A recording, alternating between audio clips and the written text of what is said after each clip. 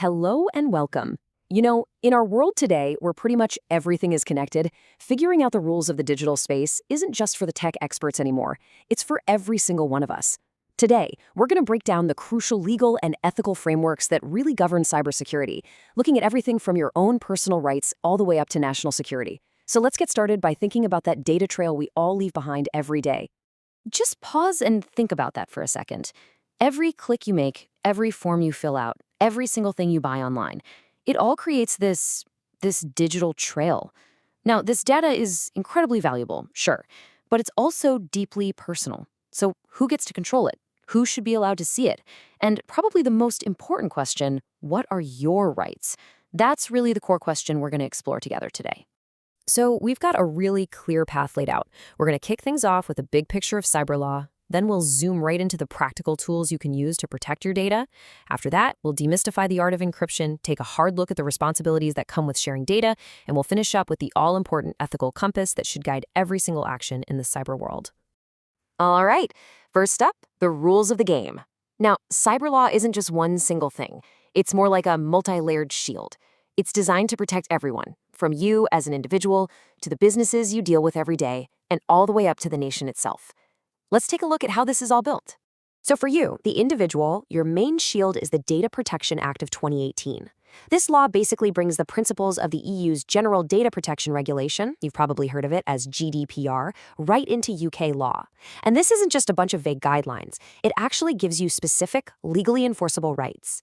For instance, you have the right to be told exactly how your data is being used, the right to get a copy of the data a company has on you, and even the right to get that data fixed or completely erased.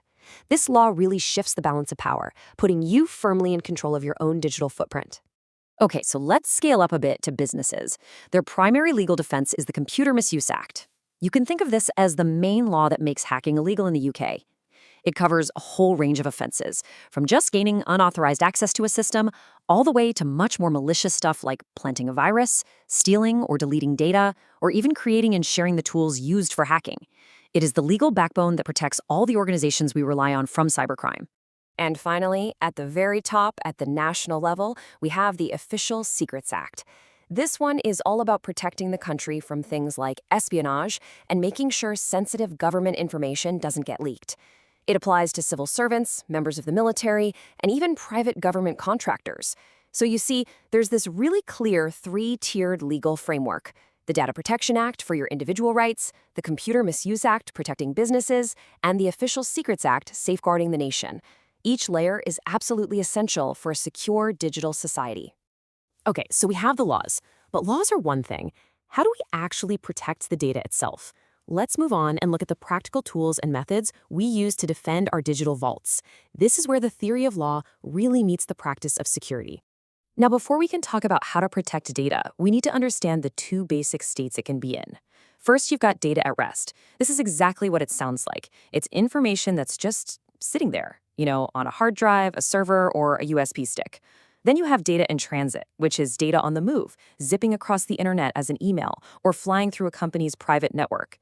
The key thing to remember is that both are vulnerable, just in different ways, and both need really robust protection. Protecting stored data, that data at rest, it really comes down to a layered defense strategy. Think of it this way.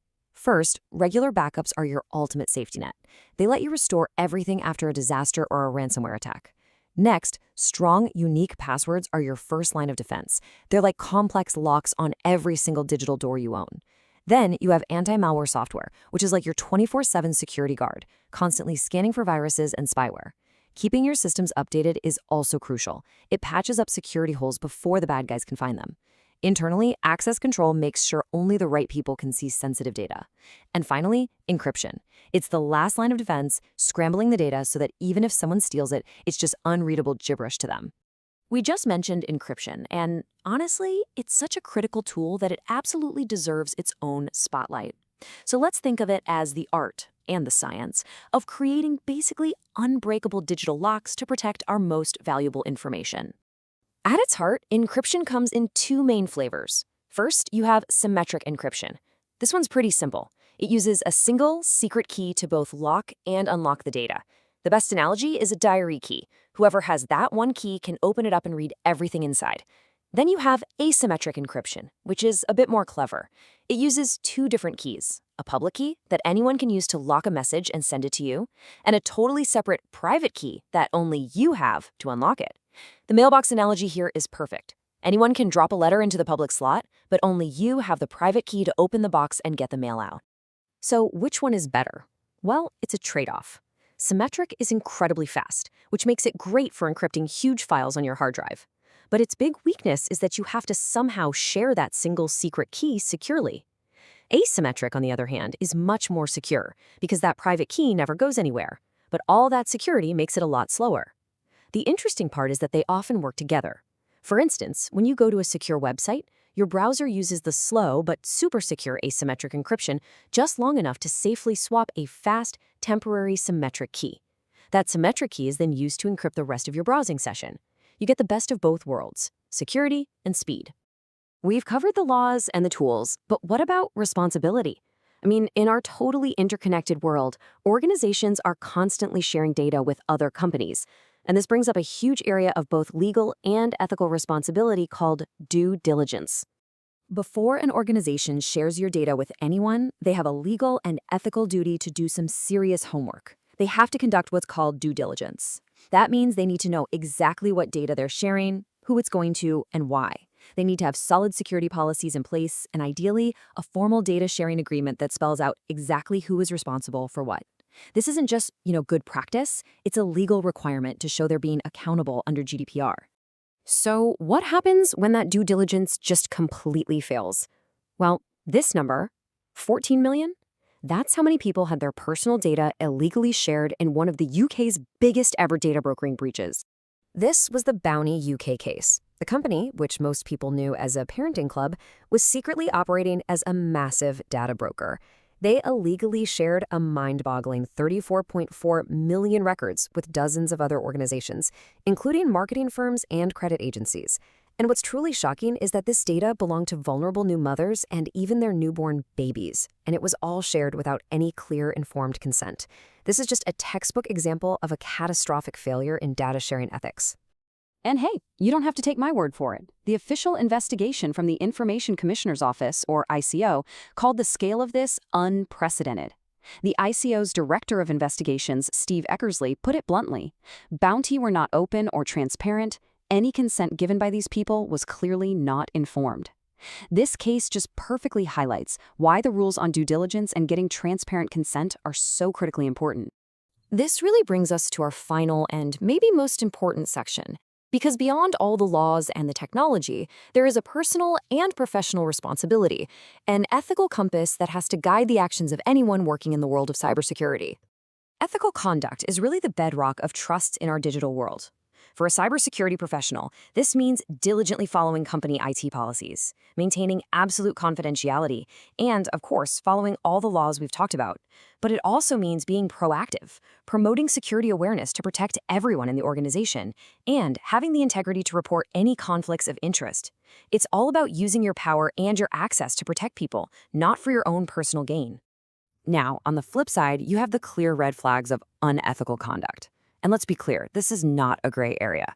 We're talking about things like sabotaging systems, misusing confidential data for revenge or profit, or even just looking up information you have absolutely no business seeing.